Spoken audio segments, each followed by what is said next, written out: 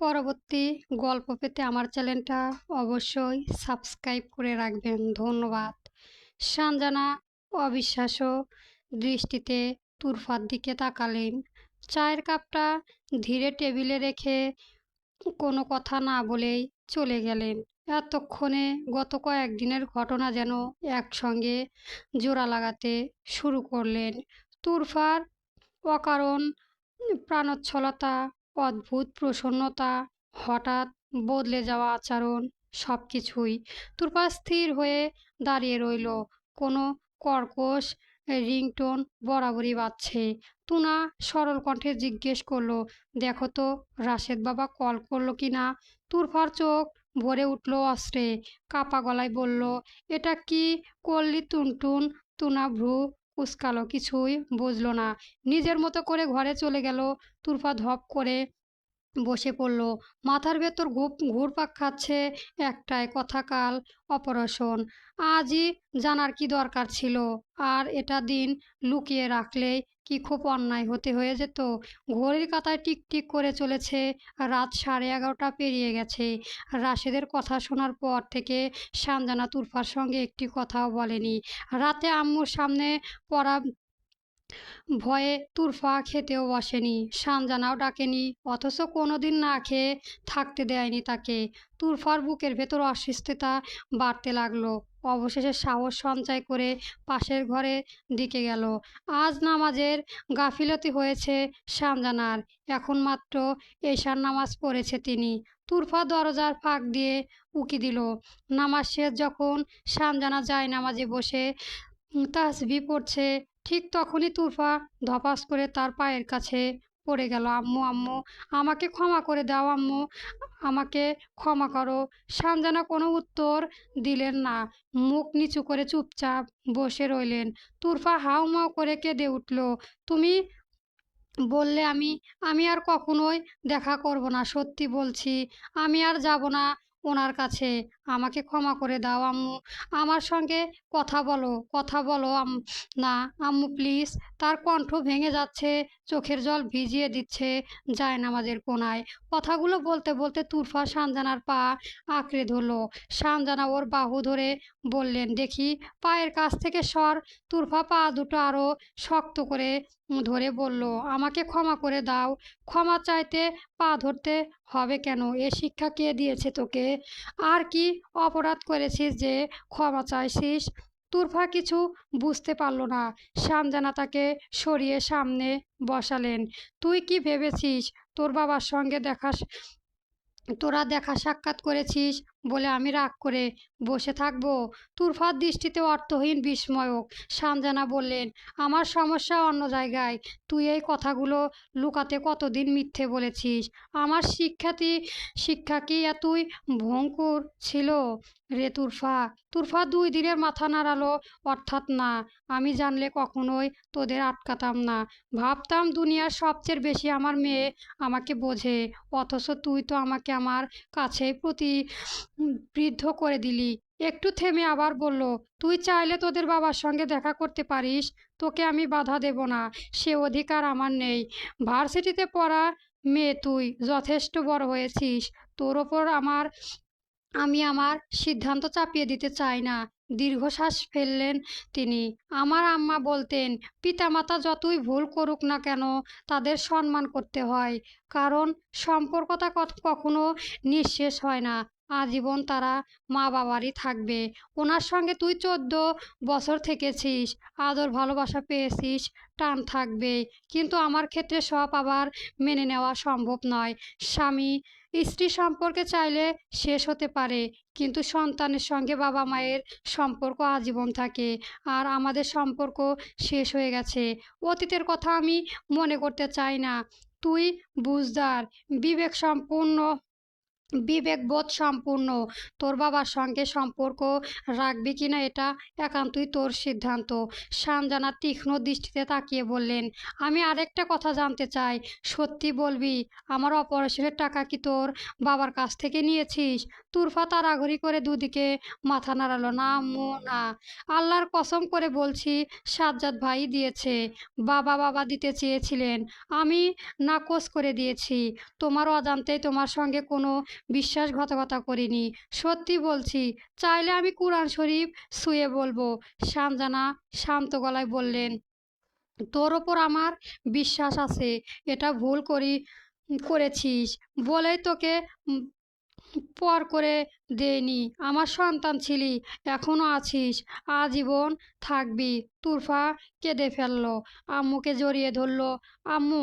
সানজানা তার মাথায় হাত রেখে বললেন, শোন, আমার কথা থেকে কিছুই লুকাবি না, কখনো মিথ্যে বলবি না। আমি নিজের কাছে দায়বদ্ধ থাকতে চাই না।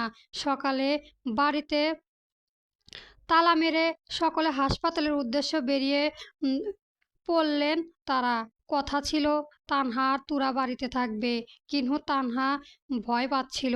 সকালে সানজানা তানহাকে মৃদু গলায় বললেন, আম্মুর জন্য দোয়া করিস মা, অনেক বকেছি, মেরেছি তোকে, যদি কখনো মনে কষ্ট দিয়ে থাকি মাফ করে দিস। তানহার সঙ্গে মুখ তুলে তাকায়, এইসব কি বলছে আম্মু? তুমি এমন কথা বলছে কেন? সানজানা হেসে বললেন, আজ আমার অপারেশন, বলা যায় না। চুপ। তানহা হঠাৎ কেঁপে উঠে বলল, একদম এইসব বলবে না, তুমি সুস্থ হবে, আল্লাহ আছে। সানজানার মেয়ে মাথায় হাত রেখে বললেন, এই জীবন নিয়ে পরোয়া করি না, কিন্তু তোদের কথা ভাবলে বুকটা কেমন করে ওঠে। তোর পরীক্ষার সামনে, তুনা ছোট, তুরফা একা কতটুকুই বা সামলাবে। তানহার চোখ ভিজে উঠল, আমরা আছি না আম্মু, তুমি শুধু সুস্থ হয়ে ফিরে আসো, আমি সব সামলে নেব। তুমি শুধু আমার জন্য দোয়া করো। সানজানা তাকে বুকে টেনে নিলেন, আল্লাহ তোদের হেফাজত করুক, তোরা একে অন্যের পাশে থাকিস। তানহা জড়িয়ে ধরে ফিসফিস করে বলল, তুমি না থাকলেও আমরা কেউই কিছুই না, তাই এমন কথা আর কখনো বলবে না।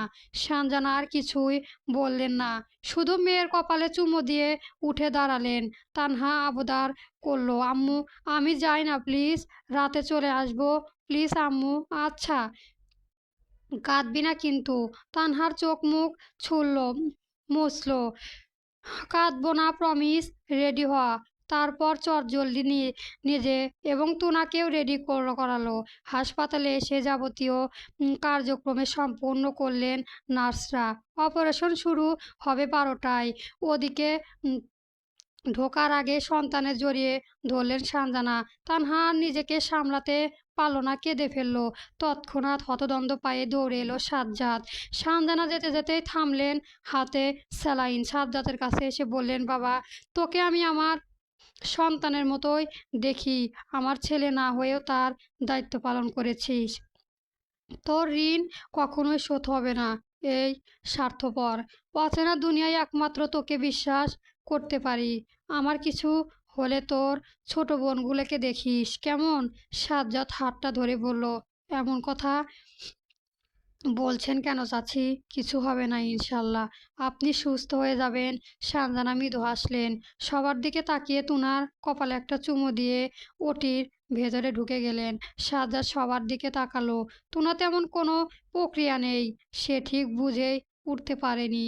তুরফা অস্থির হয়ে আছে ভেতরে, ভাঙ্গুতা স্পষ্ট মুখে ফুটে উঠেছে। তানহা নিঃশব্দে মুখ চেপে কাঁদছে। সাজ্জাদ তুরফাকে বলল, বস, বসে দোয়া দরুদ পর। এরপর তানহার কাছে গিয়ে নম্র কণ্ঠে বলল, তানহা ময়না কাঁদিস না, চাচি সুস্থ হয়ে যাবে। তুই কাঁদলে চাচি ভেঙে পড়বে, কষ্ট পাবে, না কেঁদে দোয়া কর। তানহা নাক টানলো। তুরফা ফের ফোন অনবরত বেজে চলেছে। সে বিরক্ত হয়ে ধরল, কি হয়েছে বাবা, বারবার কল করছো কেন? তোর আম্মুর কি অবস্থা?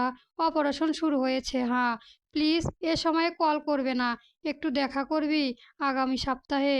অনুরোধ করছি একটু নিচে আয় মা। তুরফা বিস্ময়িত কণ্ঠে বলল, তুমি হাসপাতালে? হ্যাঁ, একটু নিচে আয়। আসছি। সাজ্জাদকে ইশারায় বলে তুরফা নিচে নেমে এলো। নিচে নিচে এসে রাশেদকে দেখে দৃঢ় কণ্ঠে বলল, তুমি এখানে কেন এসেছো বাবা? রাশেদ অনুরোধে সুরে বললেন, আমি একবার শুধু মেহেরুন্নেসাকে দেখতে চাই, শুধু একবার। ব্যবস্থা করে দিবি? এটা কোনোভাবেই সম্ভব না। আম্মুর অপারেশন চলেছে। অপারেশনের পরে তবুও না। গত কাল আম্মু তুনার মধ্যে সব জেনে ফেলেছে। রাশেদ অবাক হলেন, জিজ্ঞেস করলেন, আমার সঙ্গে কথা বলতে নিষেধ করেছে? তুরফা ক্ষীণ হাসল। আমার আম্মু এমন মন মানসিকতা নয়। তিনি বলেছেন, সন্তান বাবার সম্পর্কে তিনি কখনো বাধা হবেন না। রাশেদের চোখ কৃতজ্ঞতায় ভরে গেল। তার প্রসন্নতা দেখে তুরফা আবার বললেন, সঙ্গে এটাও বলেছে তোমার সঙ্গে তার সম্পর্ক শেষ। তুমি শুধু আমাদের বাবা, আম্মু কিছুই নন। প্রসন্ন মুখটা ফ্যাকাশে হয়ে গেল। তিনি দীর্ঘশ্বাস ফেলে বললেন, আচ্ছা, তবে একবার শুধু দেখতে চাই। এটা সম্ভব নয় বাবা, বোঝার চেষ্টা করো। আমি আম্মুকে কথা দিয়েছি তার সঙ্গে তোমার কোনো অ্যাডজাস্টমেন্ট করব না। রাশেদ মৃদু কণ্ঠে বললেন, আমাকে তো একবার কথা দিয়েছিলি দেখা করাবি। তুরফা যেন জেনে শুনে ফেঁসে গেছেন। হ্যাঁ, যখন আম্মু জানতেন না তখন তার অজান্তেই দেখা করাবে বলেছিলেন। সেখানে কেন, কোন দিকে যাবে? রাশেদ হাত জোর করে বললেন, প্লিজ মা, একবার শুধু। মনে কর এটাই শেষ দেখা। ছি বাবা, কি করছো? তেড়ে উঠে তুরফা রাশেদের করুণ অবস্থা দেখে শেষমেশ হার মানল। সে বলল, আচ্ছা, অপারেশনের পরে যখন আম্মুর সজ্ঞানে থাকবে না তখন শুধুমাত্র একবারই। এটাই কিন্তু শেষবার। রাশেদ মলিন হেসে বলল, হ্যাঁ, শেষবারের মতো। কিছুক্ষণ পর সানজানা অপারেশনের সম্পন্ন হল। অ্যানাস্থেশিয়ানের কারণে এখনো জ্ঞান ফেরেনি। আম্মু এমন অবস্থা দেখে তুনা তানহাকে জিজ্ঞেস করলো, আপু, আম্মুর কি হয়েছে? তানহা বলল, আম্মু অসুস্থ, দোয়া কর যাতে ভালোভাবে সুস্থ হন। তুনা আবার অবাক হয়ে বলল, কেন, কি হয়েছে? কিছুক্ষণ আগেই তো ভালো ছিল।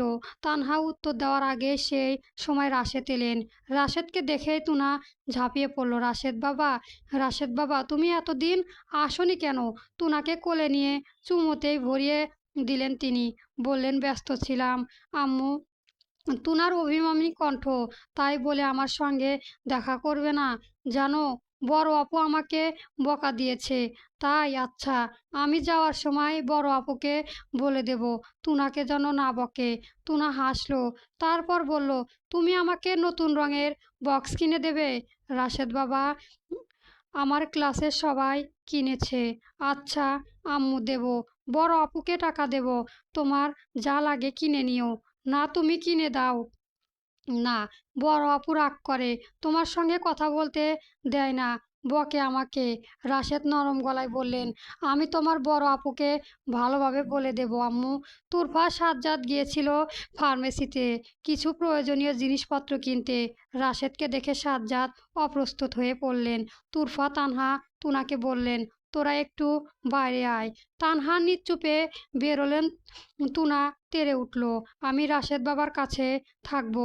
তুরফা রুদ্র কণ্ঠে বলল, তুন জেদ করো না, আসো, রাশেদ বাবা আসবেন। তুরফা এগিয়ে গেলেন।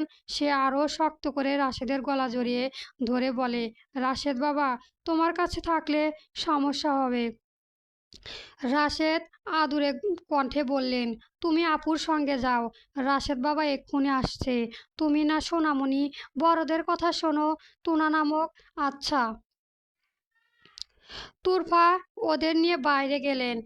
বাবা মায়ের একান্ত কিছু কথা থাকতে পারে যা সবার সামনে বলতে অস্বস্তি বোধ করবে।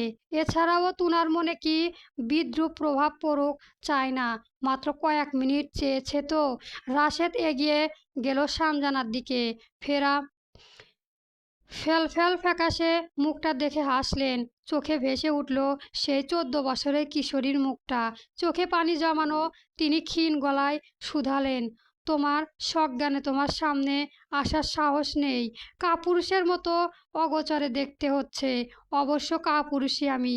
ভীষণ অন্যায় করেছি, ভীষণ মেহেনুন্নেছা, এই অন্যায়ের মাপ নেই আমি জানি, তবুও মানুষ বলে তো চাইতে চাইতে পারে।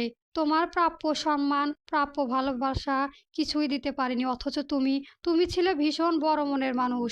চুপচাপ সব সহ্য করেছো।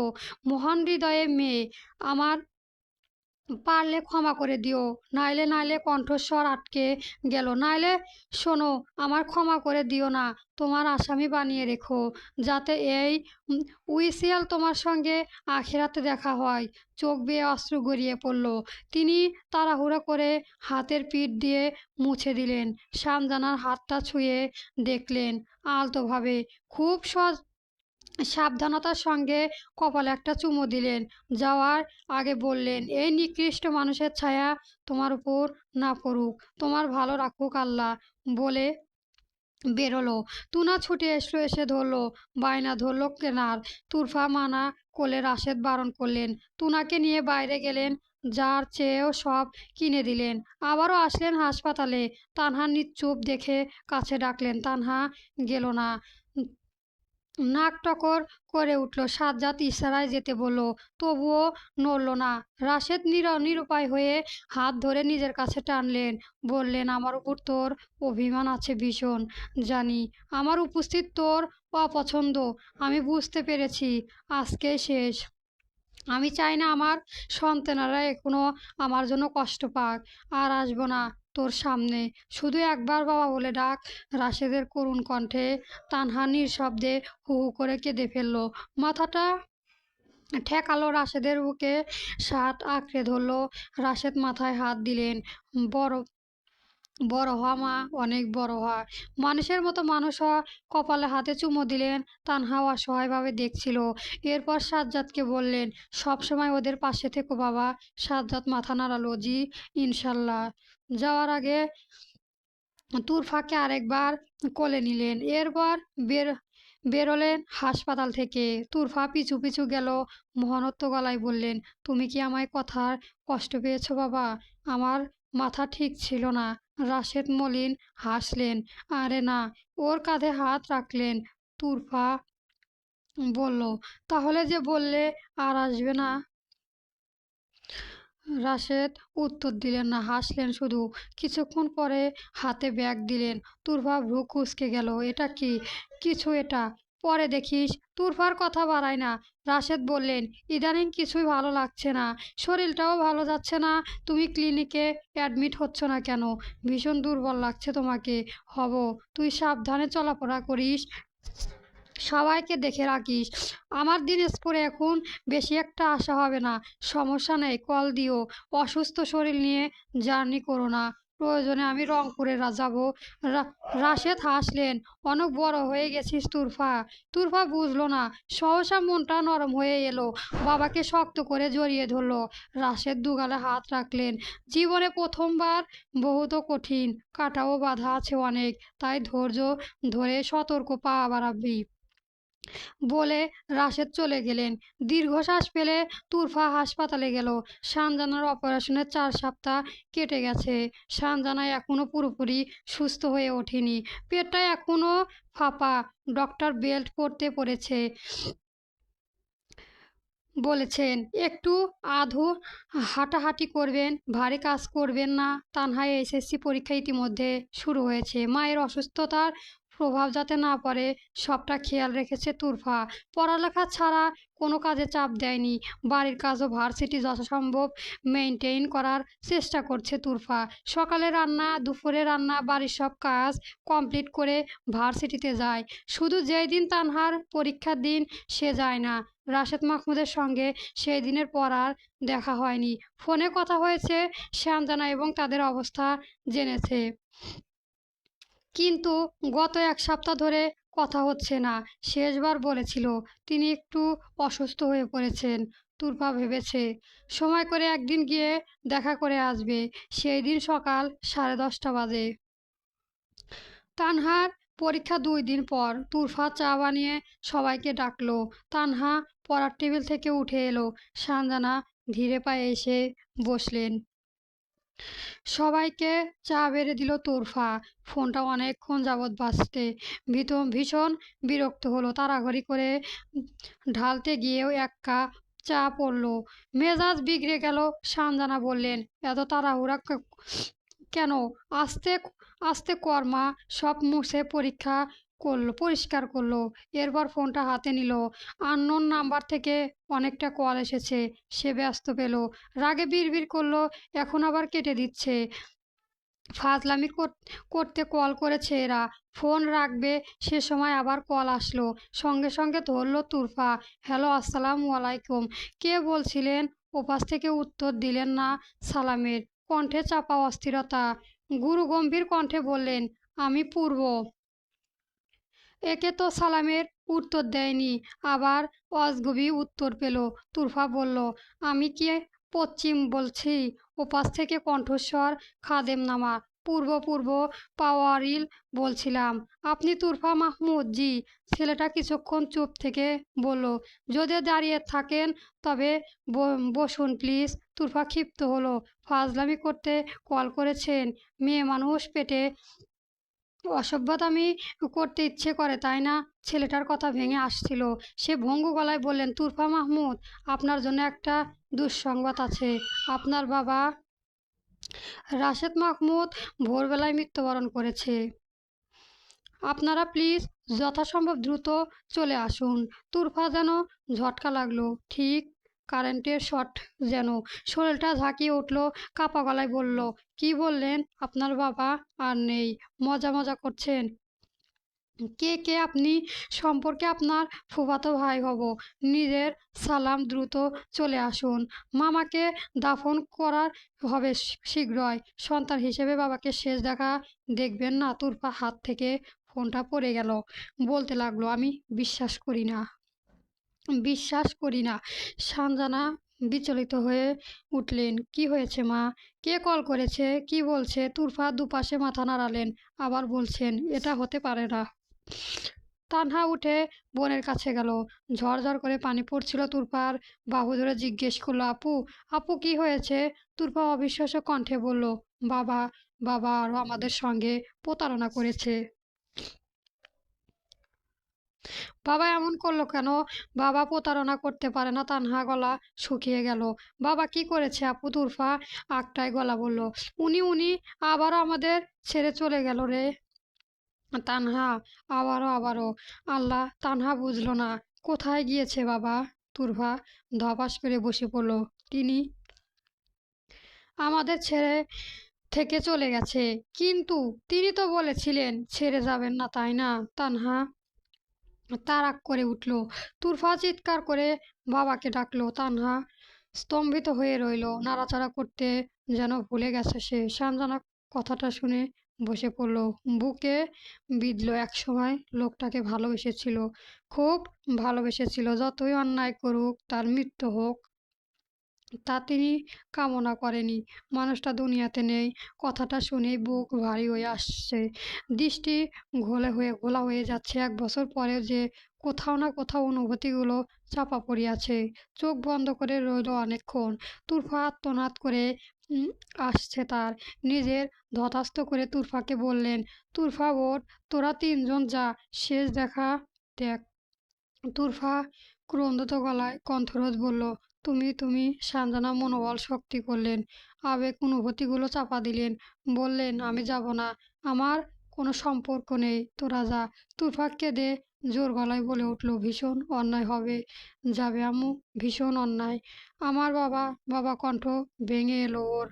গল্প নিশ্চিত হয় চলবে।